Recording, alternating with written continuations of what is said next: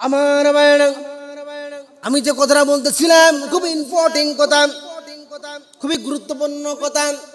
আল্লাহর নবী জনাবে মুহাম্মদ রাসূলুল্লাহ সাল্লাল্লাহু আলাইহি ওয়াসাল্লাম সাহাবীদেরকে নিয়ে বসে আছেন। তিনি সাহাবীদেরকে তিনি ওয়াজ শোনাচ্ছেন।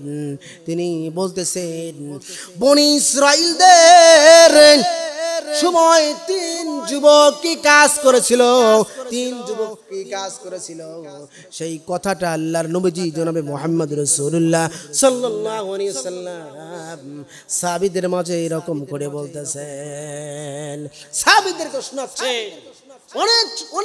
অনেক পূর্বে বনি ইসরাঈলদের সময়। আমার ভাইরা, হাদিসটি বুখারী শরীফের ভিতরে রয়েছেন। হযরতে ওমর রাদিয়াল্লাহু তাআলা তিনি হাদিসটি বর্ণনা করেছেন। আল্লাহর নবী জনাবে মুহাম্মদ রাসূলুল্লাহ সাল্লাল্লাহু আলাইহি ওয়াসাল্লাম বলেছেন, তিন যুবক খুবই বন্ধুত্ব ছিল, খুবই ভালোবাসা ছিল। তিন যুবকের মাঝে অনেক মহব্বত ছিল, ভালোবাসা ছিল। তারা রাস্তা দিয়ে রওনা হয়েছেন। রাস্তা দিয়ে রওনা হওয়ার পর হঠাৎ করে আকাশে গুডুম গুডুম মেঘ ডাকা শুরু হয়ে গেল। মেঘ ডাকা শুরু হয়ে গেল, এমন সময় থেকে বৃষ্টি শুরু হয়ে গেল। মরুভূমির ভিতর দিয়ে রওনা হয়েছেন। রওনা হওয়ার পরে এদিকে সেদিকে আর কোনো বাড়ি নাই, এদিকে সেদিকে যাওয়ার মতো কোনো জায়গা নাই। না থাকাতে এবার যখন তিন যুবক যুক্তি করলো, বুদ্ধি করলো, কোথায় যাওয়া যায়। বৃষ্টি শুরু হয়ে গেল। শুরু হওয়ার পরে তারা একটা গুহার মধ্যে আশ্রয় নিল, একটা জায়গায় আশ্রয় নিল। আশ্রয় নেওয়ার পরে কোথা থেকে যেন একটা বড় পাথর চলে আসলো। পাথর এসে ওই গুহাটা আটকে গেল। ওই আটকে যাওয়ার পরে তারা টেনশনে পড়ে গেল, চিন্তায় পড়ে গেল। আল্লাহ, তুমি ছাড়া আমাদেরকে আর কেউ বাঁচানোর মালিক নাই, তুমি ছাড়া আমাদেরকে আর রক্ষা করার মতো আর কেউ নাই। আল্লাহ, তুমি তো আমাদের হেফাজতকারী। এই রকম করে তিনজনেই কান্না শুরু করে দিল। কান্নার রোল পড়ে গেল। আল্লাহ, আমাদেরকে বাঁচাও।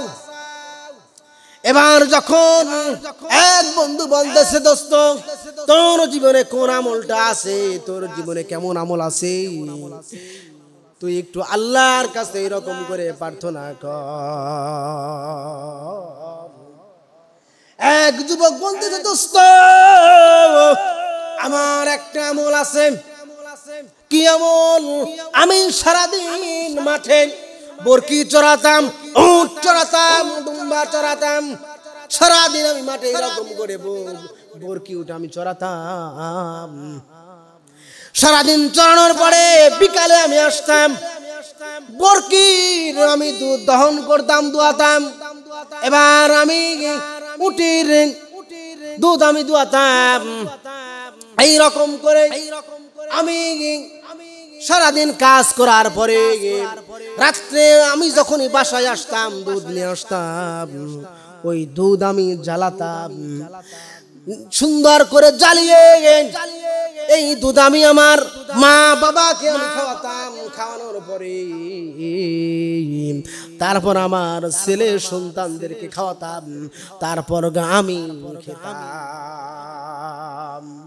আমার মা বাপকে আমি খুবই খেদমত করতাম, ভালোবাসতাম, প্যার করতাম, আমি খুবই মোহাব্বত করতাম। ও আল্লাহ, আমি আমার মা বাবার খেদমত করেছি, মা বাপকে আমি ভালোবেসেছি। আল্লাহ, এই আমলটা যদি তোমার দরবারে কবুল হয়ে যায়, মঞ্জুর হয়ে যায়, তাহলে তুমি আমাকে ক্ষমা করে দাও, আমাকে মাফ করে দাও। এই আমলের কথা বলে যখনই আল্লাহর কাছে দোয়া করলেন, পাথরটা একটু সরে গেল। বলুন সুবহানাল্লাহ। পাথর একটু সরে গেল। 2 নম্বর বন্ধু হলো, 2 নম্বর বন্ধু তার চাচাতো বোনের সাথে খুবই সম্পর্ক ছিল, খুবই ভালোবাসা ছিল, খুবই প্যার ছিল, মোহব্বত ছিল। চাচাতো বোনকে খুবই ভালোবাসতো। একদিন ওই বন্ধুটা টার্গেট নিয়েছে, আজকে আমি আমার চাচাতো বোনের শরীরের উপর আমি উঠে পড়ব। ওই চাচাতো বোনের বাসায় তার চাচিমাও নাই, চাচাও নাই, কেউ নাই, ফাঁকা। এবার যখন ওই চাচাতো বোনকে জড়িয়ে ধরলাম, জড়িয়ে ধরার পরে তিনি যখনই তার গার পর উঠে পড়েছে, উঠে পড়ার পরে চাচাতো বোন বলল, ভাইজান আপনি আমার সতীত্বকে নষ্ট করবেন না, আমার ইজ্জতকে আপনি নষ্ট করবেন না। ভাইজান আমি আল্লাহকে ভয় করি, আপনি আল্লাহকে ভয় করুন। সে আবার চিন্তা করলো, আমার এতদিন হওয়ার সম্পর্ক, এতদিন হওয়ার ভালোবাসা কেমন করে বিফলে যাবে? না না না, ওই চাচাতো বোনটা খুবই রিকোয়েস্ট করলো। রিকোয়েস্ট করার পরে এবার চিন্তা করলো, এই রুমের ভিতর কেউ নাই, একজন তো আছে, আল্লাহ তো আছে, আল্লাহই আমাদেরকে দেখতেছেন। বলুন সুবহানাল্লাহ। আল্লাহ আমাদেরকে দেখতেছেন।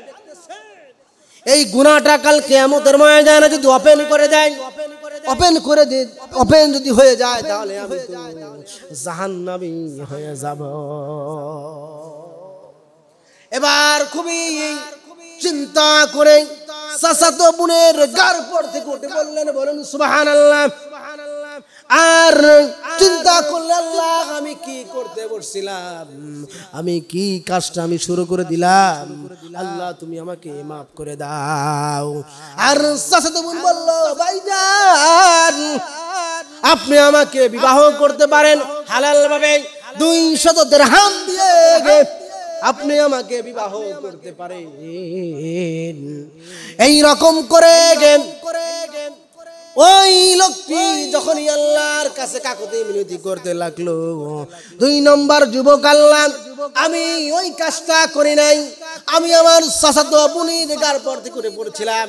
আজকে আমাদের সমাজ যদি এরকম হতো ভাইজান, ওইখান থেকে কি উঠা সম্ভব? আজকে আমাদের জাতি সমাজ, আমাদের দেশের মানুষেরা এই আমলটা কে কতটুকু করতে পারবে? কোনো মতেই ছেড়ে দিতে পারবে না, কোনো মতেই ছেড়ে দেবে না। ইতিহাসের পাতায় পাতায় লেখা হচ্ছে, আমার ভাইজান আল্লাহর কাছে বলল, আল্লাহ আমি এই আমলটা করেছিলাম, আল্লাহ তোমার দরবারে যদি কবুল হয়ে যায়, মঞ্জুর হয়ে যায়, তাহলে ওই পাথরটা আমাদের মাঝখান থেকে সরায় দাও। বলুন সুবহানাল্লাহ। আমার ভাইরা, তখন আল্লাহর কাছে বলল, আল্লাহ পাক রব্বুল আলামিন ওই পাথরটাকে সরিয়ে দিলেন, একটুখানি ফাঁক হয়ে গেল। নাম্বার 3 হলো তৃতীয় বন্ধুর কথা। তৃতীয় বন্ধুর কথা, একজনের বাড়িতে তিনি কাজ করতেন। কাজ করার পরে তিনি মজুরি না নিয়ে তিনি সারাদিন কাজ করেছে। কাজ করার পরে মজুরি না নিয়ে তিনি চলে গিয়েছে। অনেক দিন পরে আসছে, আসার পরে বলতেছে, ভাইজান আমি আপনার বাড়ি কাজ করেছিলাম, সেই কাজের মজুরির টাকাটা আমাকে আপনি দিয়ে দেন। সেই লোকটা সেই কাজের টাকা দিয়ে তিনি এই রকম করে প্রথমে বকরি কেনে, বকরিতে অনেক পাল বাড়ে, পাল বাড়ার পরে 2 নম্বরে গরু কিনে, গরু তো অনেক পাল হয়ে যায়। এবার গরু বকরি তিনি মাঠে চড়ায়। এবার বলতেছে, ভাইজান আপনি যে কাজ করেছিলেন সেই কাজের মজুরি দিয়ে আমি বকরি কিনি, বকরি অনেক পাল বেড়ে যায়, গরু কিনে, গরুর পাল বেড়ে যায়। ওই যে মাঠে দেখা যায় ওই বকরি আর গরু সব কিছুই আপনার, আপনি এখন নিয়ে চলে যান। বলুন সুবহানাল্লাহ। আমার ভাইরা, এই কথাটা যখনই আল্লাহর কাছে জবরদস্ত করা হয়ে গেল, জবরদস্ত যখনই হয়ে গেল, আল্লাহর কাছে বললেন ওই পাথরটা একবারে ফাঁক হয়ে গেল। ওই তিন যুবক ওই গুহার ভিতর থেকে আল্লাহ আল্লাহু আকবার বলে বেরিয়ে পড়লেন। বলুন সুবহানাল্লাহ।